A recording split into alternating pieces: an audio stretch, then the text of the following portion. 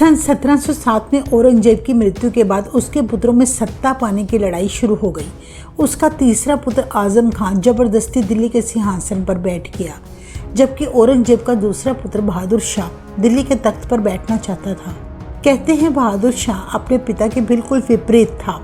वह सभी धर्मों के लोगों का एक समान आदर करता था। बहादुर शाह ने तब आजम शाह के खिलाफ युद्ध शुरू कर दिया। उसने गुरु गोबिंद सिंह जी से युद्ध में उसकी मदद करने का आग्रह किया। गुरु गोबिंद सिंह जी को उसने भरोसा दिलाया कि वो सत्ता संभालते ही उनके साथ हुए अत्याचारों का न्याय दिलवाएगा और सभी धर्मों को बराबर अधिकार देगा। तब गुरु गोबिंद सिंह जी ने भाई धर्म सिंह के साथ 300 खालसा सिख बहादुर शाह की सहायता के लिए भेजे। आखिर गुरु जी की मदद से वह युद्ध जीत गया। इतिहास में दर्ज है, कुछ साल बाद बहादुर शाह दक्षिण भारत में अपना राज प्रबंध पक्का करके जब दिल्ली को वापस जाने लगा तो वह गुरु गोबिंद सिंह जी को मिलने आया।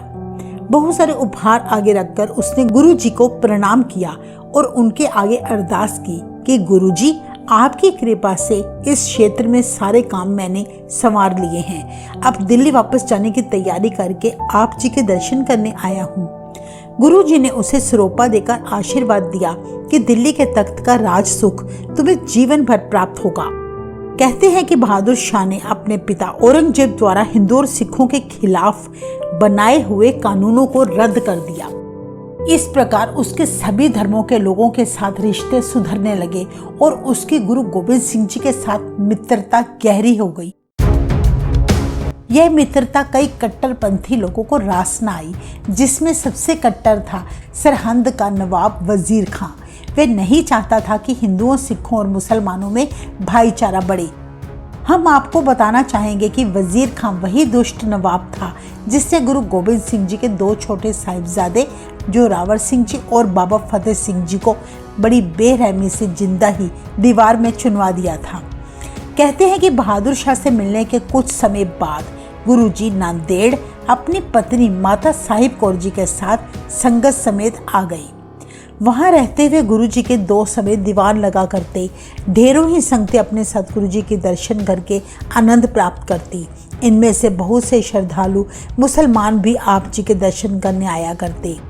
इनमें 2 पठान थे, वाजिल बेग और जमशेद खां। वे हर रोज सुबह शाम गुरु जी की संगत में आया करते थे और कई कई घंटे बैठे रहते। एक दिन जब गुरुजी रहरास साहिब पाठ करने के बाद अपने तंबू में अकेले विश्राम कर रहे थे तो इनमें से एक पठान जमशेद खान ने मौके का फायदा उठाया और गुरुजी के तंबू में घुस गया। उसने गुरु गोबिंद सिंह जी के पेट में चाकू के 2 वार कर दिए। उसी पल गुरुजी ने अपने आप को संभाल कर अपने कृपान के एक ही वार से उस पठान का सिर धड़ से अलग कर दिया। शोर पड़ने से जमशेद खां का साथी वाजिल बेग जो तंबू के बाहर खड़ा था वह भागने लगा। कहते हैं तब सिखों ने उसी पल वाजिल बेग को खत्म कर दिया। इस तरह दोनों दुष्ट मरकर घोर नरक में चले गए। जिन पठानों ने गुरुजी पर वार किया था वे वजीर खां ने गुरुजी का कत्ल करने के उद्देश्य से ही नांदेड़ भेजे थे।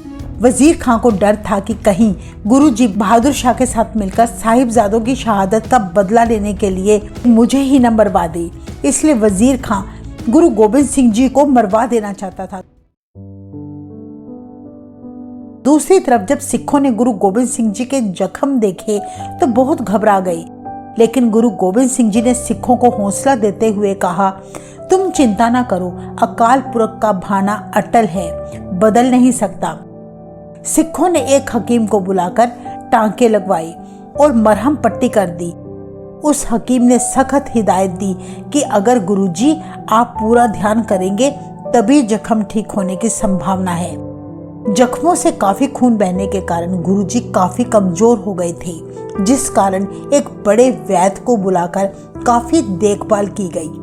सतगुरु जी के प्यारे सिख हर रोज कड़ा प्रसाद की देग तैयार करके अकाल पुरख के आगे गुरु जी की निरोगता के लिए अरदास किया करते।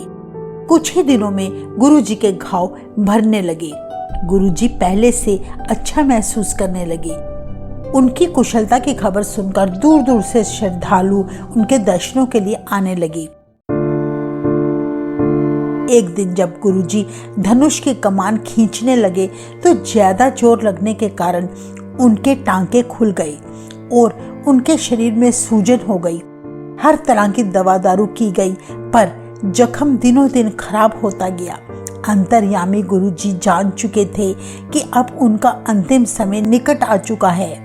गुरुजी के ठीक होने की जब कोई आशा न रही तो सिखों ने तड़फते हुए हृदय से उनके आगे प्रार्थना की कि हे सद्गुरु जी, आप हमें किसके सहारे छोड़कर जा रहे हैं? हमारी फरियादें अब से कौन सुनेगा? कौन हमें उपदेश देकर हमारा जीवन सफल करेगा? सिखों की प्रार्थना सुनकर गुरुजी ने श्री गुरु ग्रंथ साहिब जी का प्रकाश करवाया और 5 सिख तैयार करके गुरु ग्रंथ साहिब जी के हजूरी में खड़े हो गए। आप जी ने गुरु ग्रंथ साहिब जी के आगे 3 परिक्रमा करके 5 पैसे और 1 नारियल रखकर गुरु ग्रंथ साहिब जी को शीश झुकाया और वचन किया कि हमारे बाद खालसे के गुरु श्री गुरु ग्रंथ साहिब जी होंगे। ये ऐसा अटल गुरु होगा जो युगों युगों तक अटल रहेगा। इस गुरबानी की हजूरी में 5 प्यारे जो हुक्म किया करेंगे उसको खालसा गुरु का हुक्म मानकर स्वीकार करो। हमारे जाने के बाद कभी भी मुसीबत का समय हालातों से घबराना नहीं, कोई देहधारी गुरु स्वीकार नहीं करना, गुरु ग्रंथ साहिब जी के अलावा किसी के आगे शीश नहीं झुकाना। गुरु जी ने तब फरमाया कि जिसको हमारे दर्शनों की प्यास हो वो हमारे दर्शन 5 प्यारे सिखों में कर सकता है। गुरु जी ने खालसा पंथ को गुरु ग्रंथ साहिब जी के सुपुर्द करके अमृत छकना, केश रखने, कछहरा और शस्त्रों को सदा अंग संग रखने का सभी को हुक्म दिया और एक अकाल पुरख की पूजा, उसकी रजा में रहना खालसा जी का मुख्य उद्देश्य समझाया। इस तरह उपदेश देकर अगले दिन गुरु जी ने अपने खालसा को चिता तैयार करने का हुक्म दिया और कहा कि उसकी चारों तरफ कनाते भी लगा दी जाए। हुक्म मानकर सिखों ने चंदन की चिता तैयार की और कनाते लगा दी। सिखों ने तड़फते हृदय और अश्रुओं से भरी आंखों से प्रार्थना की, महाराज, यहाँ प्रदेश में हमें किसके सहारे छोड़कर जा रहे हो?